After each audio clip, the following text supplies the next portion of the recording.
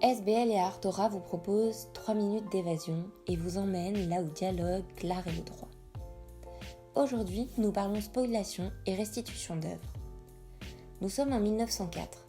Adele Bloch-Bauer se rend pour une nouvelle séance de pose dans l'atelier de Gustav Klimt. Klimt appartient alors à l'école de l'Art Nouveau. Il a rompu avec la peinture traditionnelle et créé en 1897 un nouveau langage appelé la sécession viennoise. Adele est la fille d'un grand banquier. Elle épouse un magnat du sucre et tient salon chez elle. Écrivains, artistes, intellectuels, musiciens et industriels s'y pressent. C'est Ferdinand, son époux, qui commande à Gustav Klimt un portrait de son épouse adorée. La peinture appartient au cycle d'or du peintre, dont font partie des œuvres comme Serpento et Danaé. Klimt est fasciné par Adele.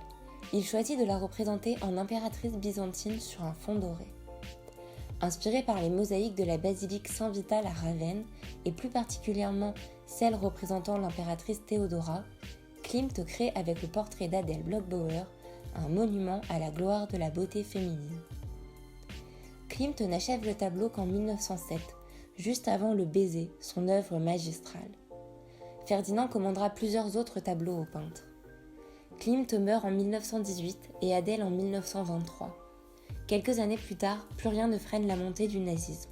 L'antisémitisme éclate au grand jour. Les Juifs doivent être dépossédés de leurs propriétés et dès 1938, ils sont désormais systématiquement expropriés. Ferdinand réussit à fuir en Suisse. 6 œuvres de Klimt lui sont spoilées, dont évidemment le portrait d'Adele. Ferdinand tente en vain de récupérer les portraits de sa femme défunte. Le régime nazi ne lui rendra que son propre portrait, considéré comme de l'art dégénéré. À la mort de Ferdinand, c'est Maria Altmann, la nièce du couple, qui décide de saisir la justice pour récupérer son dû auprès de l'État autrichien. Le musée du Belvédère refuse et appuie son refus sur un testament rédigé par Adele, stipulant qu'elle donnait ses œuvres au musée. Or, Adele n'était pas propriétaire. C'était Ferdinand, son époux, qui l'était, et qui avait, lui, légué les œuvres à ses descendants. Le musée propose un marché. Maria renonce aux œuvres de Klimt et le musée lui rend des porcelaines également spoliées. Désespérée, Maria accepte. Mais l'histoire ne s'arrête pas là. En 1984, un magazine spécialisé, Art News, révèle l'ampleur du scandale des spoliations.